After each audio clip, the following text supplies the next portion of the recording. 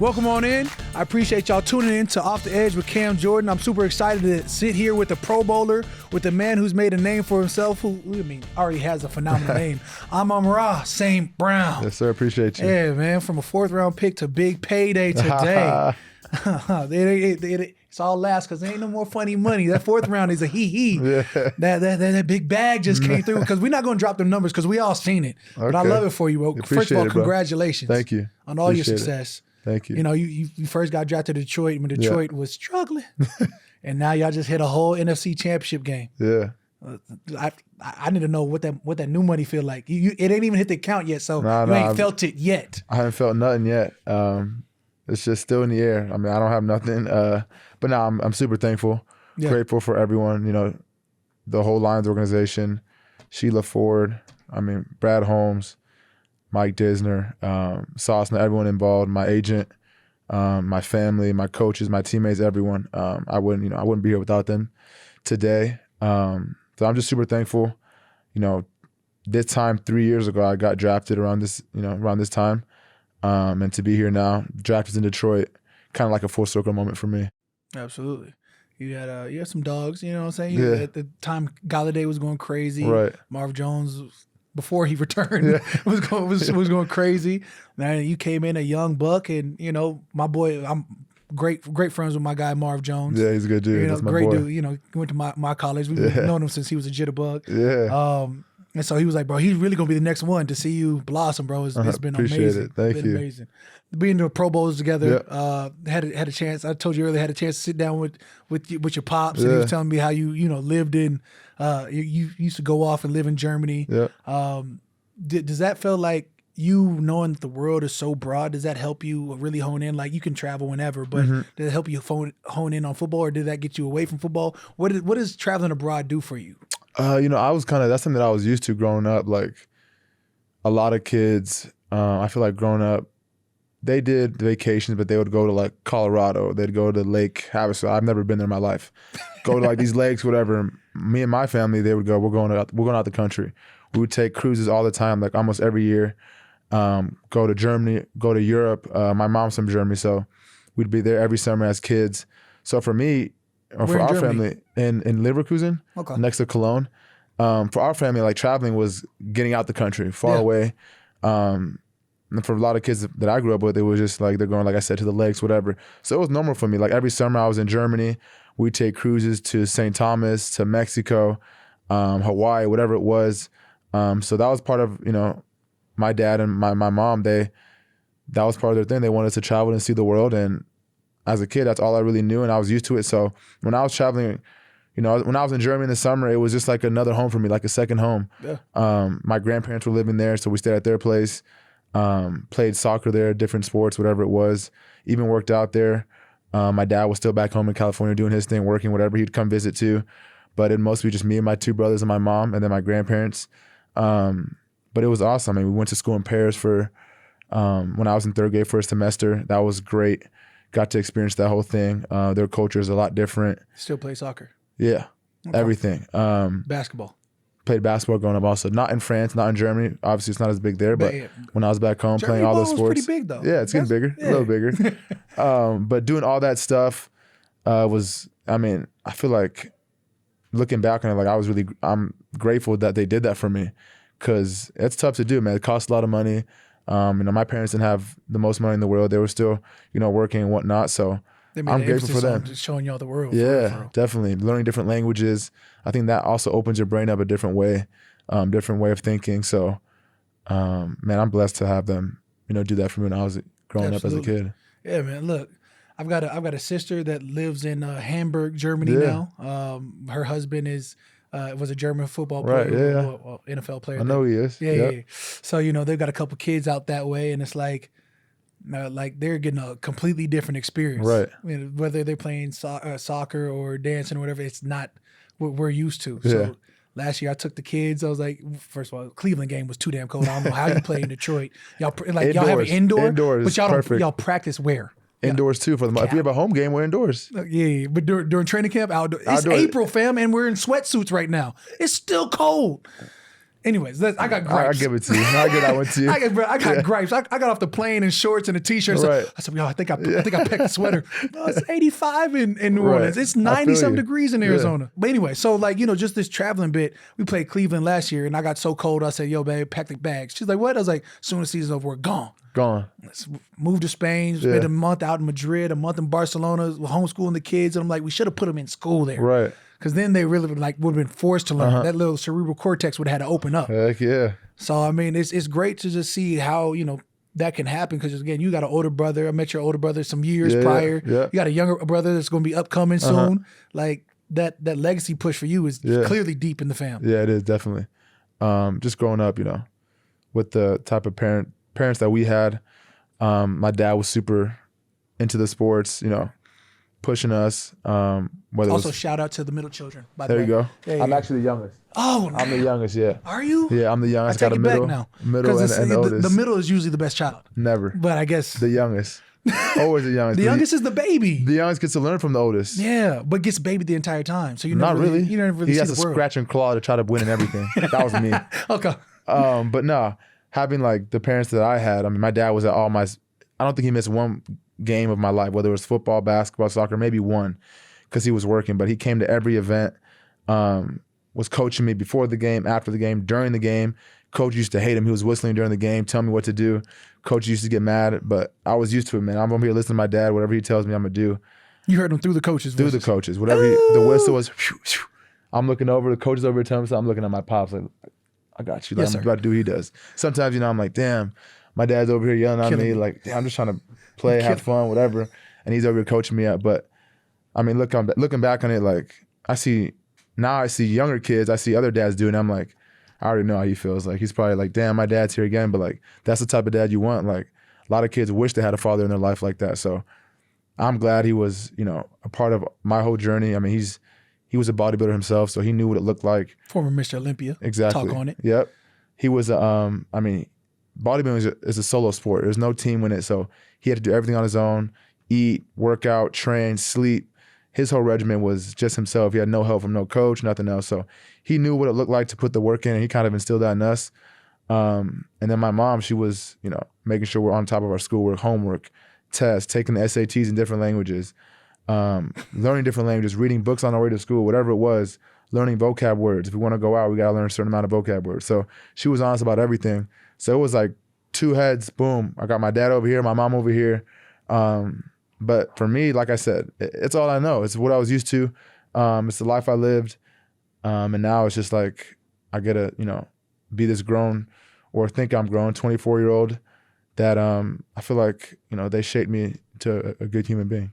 Well, I just need to know, like, if your dad was Mr. Olympia, does that even allow you to be a foodie? Like, you've been counting calories since like day one. People actually always ask me that, like, what do you eat? My dad actually lets us eat whatever we want. Like growing up, it was like you can have really whatever you want. We just got to make sure we get enough protein in our system. But other than that, like if we want ice cream, go ahead, have it. Because our body types are kind of different than most. It's hard for us to gain weight. Like we can eat whatever we want and we won't gain weight. We have to make sure we have the right amount of protein, lifting weights, make sure we're getting at least 4 meals in a day. So in terms of lifting weights, like you believe in religiously lifting weight. Are you a meathead? Like are you a gym rat? I feel like you can call me a gym rat. I don't feel like I'm a gym rat, but my teammates probably would tell me I'm a gym rat. I'm in there lifting weights crazy. But I mean, I feel like that's just the life I live. I'm on the other side. I don't lift weights. You hate weights? I gain weight easy. Like, so Pops played tight end for 13 years for the Vikes. Right. He's 6'5". Mom's is like 5'7". So I get the shoulders from her side of the family. Like, uncles 6'2", 6'3", but they wide as they are tall when I was younger. Like in my mind, they were huge, right? Because they were thicker than Pops. So I'm just looking like, all right, I'm just the best of both worlds. I got height and width, and you sit there like, dang. Everybody talking about whey protein, creatine, whatever you on, I'm not on. Right, I'm on nothing. I'm on water and running. But that's like my life is the opposite. I'm like, they're like, Cam, you lift? My teammates will tell you. Like if I lift sparingly, I'm here to really run. Right. Like if I can't get more cardio in, I'm really not happy. Yeah, you have to let me know how my brother's lifting when you see him. Probably let me know if he's getting it in. Okay. Because he says in Chicago, he was one of the strongest. I'm over here throwing up this way. I'm like, all right. Oh, he was talking talking crazy. Okay. Nah, I said, I got someone in New Orleans that can keep an eye on you. I have a account. He won't know where it's coming from. I'll just be like, I heard it so-and-so. Yeah, don't worry about it. He might be the strongest already. Like, we got Rashid Shaheed, and then we got Chris Olave. No, fast. Oh, that's what I'm saying. Track baby. So he might be the strongest off rip. Yeah, maybe. I mean, he's on his squats, he's 6'5", so he's not trying to go all the way down. I'm like, those reps don't count. Those don't count. He's going like half reps on a squat. Like, I don't care how tall you are, get your ass down, like all the way down. Like, so have you had a pound for pound contest yet? Bro, I mean, I'm stronger than him on bench press. So I squat more than him. He's gonna be like, I curl more than you. Who cares about a curl? Like, you can have stronger biceps, go ahead. I squat more than you, I bench more than you. Those are two. What else? What other main lift? I don't deadlift. No power cleans. Not really, no. Okay. No power cleans. And if we did those, I feel like so maybe the curls is part of the three leg composition. You can do 2 up. There you go. I'm 2 up. Man, so you come in young and you clearly built a core. They're building a core around you. They extend you. They just extended Big Pine. Yeah. Like knowing that you have that core intact, knowing that you have Aaron Glenn over there, knowing that you have Dan Campbell over there, solid guys. Like from when you started to now, Dan Campbell. What is Dan Campbell? Third year. Third year came in when we came in together. Right. Yeah. So like third year, all you know is like how to grind. That'll either shift your mentality or make your mentality. And it seems for you it made your mentality. When I'm thinking about that, is just like what propelled you guys to go from what you were. Not this last season, but 2 seasons ago to what you are now. That's a great question. I mean, I think for us, like, we went through so much. I mean, when I first got there, it was, a bunch of new guys, new head coach, Coach Campbell, new offensive coordinator. And he came on talking about, I'm about to bite kneecaps off. They all told me when I got drafted, have you seen the interview of your coach? I said, what interview? The biting kneecaps. I had no idea what they were talking about. I'm like, I haven't seen it. Like, I just got drafted. I'm just happy to get drafted. Right. I'm just happy to be here. Like, I didn't watch any Detroit football growing up. They weren't on my TV. They weren't shown. So I was just like, no, I haven't heard of it. And I finally saw it, whatever. But when we first came in, it was like I said, everyone was new. Jared just got traded. They got rid of a bunch of guys. New coaches come in, they get rid of their old guys, try to get their new guys in, whatever. And I just remember looking at the roster when I got drafted. It was because I wanted to see who was in the room. It was me, Tyrell Williams. I don't know if you remember who he was. He played with the Chargers and then the Raiders. Brashad Perriman. Quintez Cephas, Khalif Raymond, who's still with us to this day. He's a beast. So we actually came in together. He's still there. And then who else? Tom Kennedy's on our practice squad. Victor Bolden. How long can a guy be on a practice squad? I've always wondered this. I don't know. Guys be on practice squad for 8 years now. Right. And I'm like, bro, how long can you just be? Anyways. Yeah, so I look at the roster, I really don't know any receiver on the team. I mean, I've heard of the guys, but no one that I really know. I probably only knew 2 players from the roster, Jared Goff and I think DeAndre Swift. The rest I had no idea. So I come in, I'm just trying to make some plays. I'm trying to get on the field, do whatever I can. And I didn't know anything about the league, so I was a rookie coming in, and a lot of people were telling me like this is not what it's supposed to look like. It's supposed to be a little different, like whether it's practice, whether it's the plays we're calling, whatever it was. And I didn't know much. I just came in and was trying to make plays, get on the field in any way that I can. And so we stuck with it. We ended up winning 3 games my rookie year. The first game that we actually won, I caught my first touchdown against the Vikings, like a game winner walk-off. It was crazy. That was our first win. Slight flex. Yeah, crazy. First win, this, that, and the other. We only won 3 games, 3-13-1 my rookie year. We ended up drafting, Aiden Hutchinson. We get Jamison Williams, a bunch of other guys in that class. I'm like, okay, we got some pieces now. Same coaches for the most part. Ben Johnson, offensive coordinator, took over halfway through the season, kind of, and then he was finally promoted to offensive coordinator. My second year, then we go 9-8 that year. We ended up, we started 1-6, and then started winning games toward the end. Going crazy. Almost made the playoffs. We're like, before we played the Packers, the last game of the season, we're like, if it was Rams, Seahawks. We needed Rams to win. Seahawks ended up winning. You guys played, what was that, like the Packers at the end of the year? Yeah, last game of the season. And ended up losing at the end? We beat them. We beat them. So I think we needed the Packers to win, and they tricked it off. Did you guys make it? No, we ended up, y'all beat them and squashed our hopes. So Packers didn't make it. We didn't make it. We squashed their hopes. But we ended up 9-8.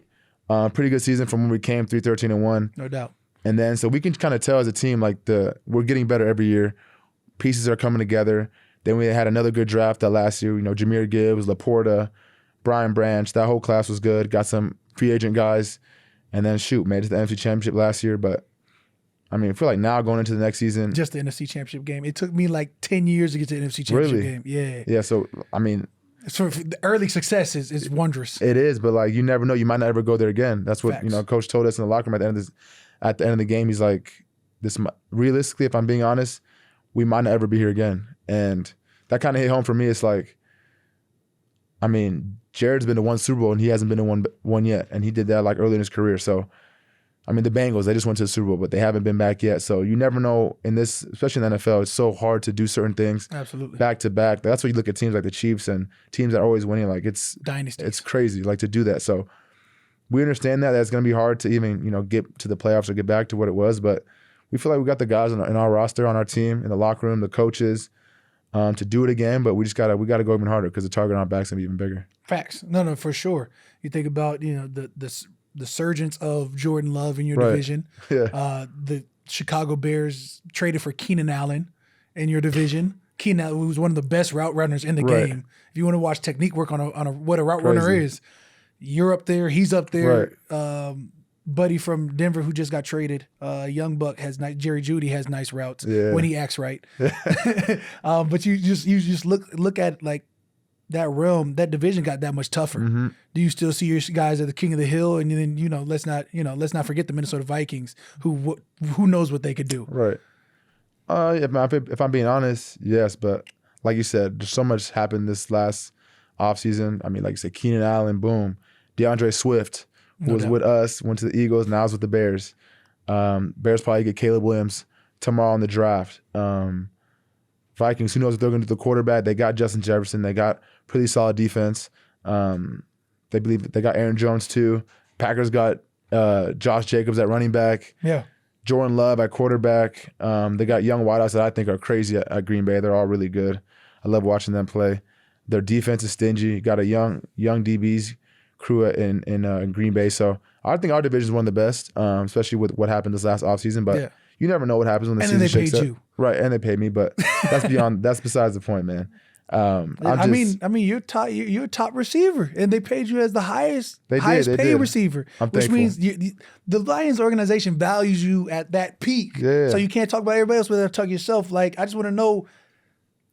I said good job on the contract extension, but to be the highest paid at your position, what does that feel like? I mean, it's cool. It's definitely cool. It's an honor. It's a blessing that the Lions were willing to do that for me. They see me have that value. But let's not forget, we got guys coming up. Justin Jefferson's about to get paid. No doubt. Jamar Chase We're about not to worried get paid. about tomorrow. We worry about today. We can't paid. We can't count for tomorrow. I mean, there's dudes today, coming. right now, you say highest paid wide receiver. We say Amon-Ra. There's dudes coming up. Dudes coming up for some big extensions. So it's cool. It's definitely cool. Like I said, I'm blessed. I'm honored. Okay. Way to step my question. I love that. Yeah. Now just, you entering that podcast area, which we've talked about, you and your brother podcast. They had the quarterback TV show, whatever. I heard you're on the receivers version of the Netflix show Receivers now, right? Yep. They pivoted. They came, they were talking about doing a defensive end thing. Were they? I mean, what? And before the receiver or after? I don't know. Great. It'd be great to know that timeline. Probably after. Probably at I have a question for you. DN, is that different than outside linebacker? Absolutely. I don't understand the difference. What is Von Miller? Outside linebacker. What is? Okay. He's an edge rusher. What is Micah Parsons? Edge rusher for sure. He's not an outside linebacker. Do you think he can do what Aiden does? Do you think Micah and Aiden are similar talents? In terms of what? Rushing the passer? In terms of setting first the down, edge? second down, and third down. To be defensive end, you normally have to do both. I mean, one's just heavier. So one can do what? One's faster and one's not as fast. So one can do what? Set the edge. And the other. They both can rush the passer. So they can both set the edge. I'm glad. If they had to. So I'm trying to think of someone like. Yeah. Myles Garrett. What is he? Defensive end. Absolutely. He will. So he'll go to a 2-point, but he puts his hand in the dirt, and you're still afraid of him. So what makes you outside linebacker versus a defensive end? Well, that depends. If you drop in coverage more, or if you just rush up the field. There's a lot of guys that just rush up the field. Do you drop in coverage? Every 3 or 4 games. But where am I? Hand in the ground. Right. And can you slide inside? Can you be a four eye? Can you be a 5? So you said Von Miller's an outside linebacker, right? Absolutely. He's not dropping in coverage. Not anymore. But all he is what? He's pass rushing his ass off. Yeah. Is he holding that edge like that? You can run. You can run towards his edge. Can you run towards mine? Absolutely not. But it's just so like, when it comes down to get a contract, like, for sure. What are you? You rather be what gets paid more? The DN? Probably an outside linebacker might be a little bit more. Really? Mm-hmm. Your TJ Watt is like Nick Bosa. Nah, Nick Bosa's right there. Might have edged him out. Who's the highest paid edge rusher right now? Bosa. Edge rusher gets more. That's a defensive end right there. But we get classed up in it, and there's a difference between outside linebacker and defensive end. Yeah, I mean, for me, it's just like they both rush the passer. Like, I mean, no, it's like possessive receiver versus slot. Yeah, right. Got it.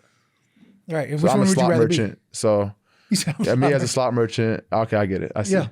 Like there's things that you can do that, like, if you look back at it and you looked at right, whatever your bigger receiver is, can they do the same thing? I see. So it just depends on your role. Like you may be able to do it all. Some guys can't. Right.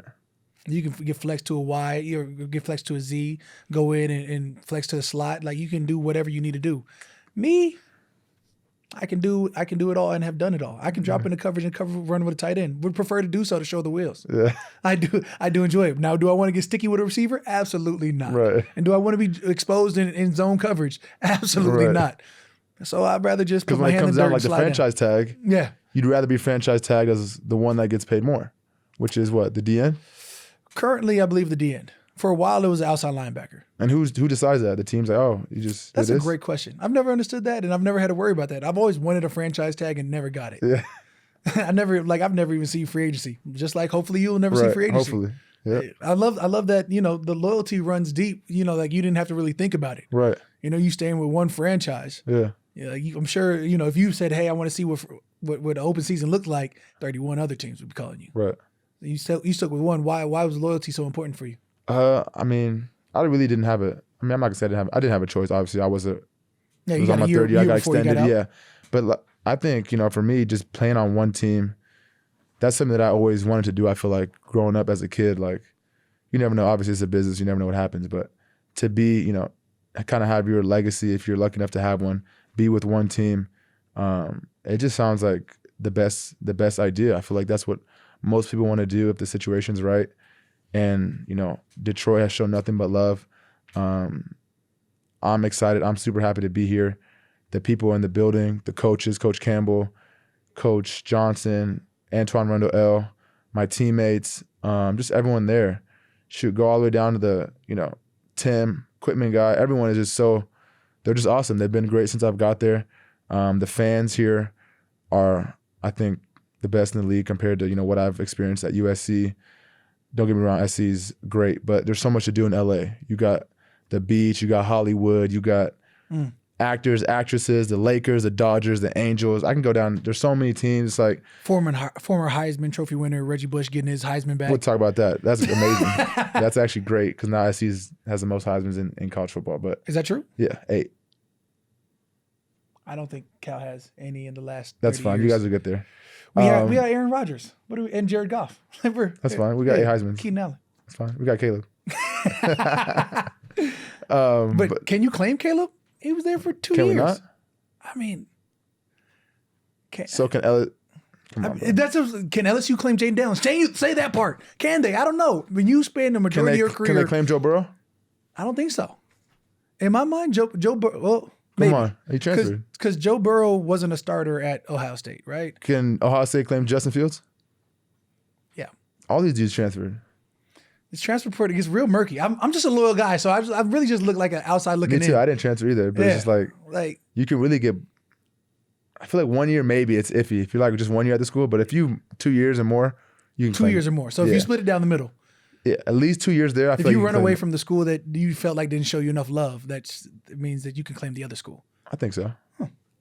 Especially if you didn't play, right for sure. If you didn't play, right, but. If you played, it's like Jay Daniels played out ASU and then went for 3 years and then dipped for 2. So he could claim both, I feel like. But he's going to claim where he did better. Right. Which is LSU. Dang, he was still. But I claim SC, you claim Kyle. ASU still claim him. It's cool. Yeah, it's fine.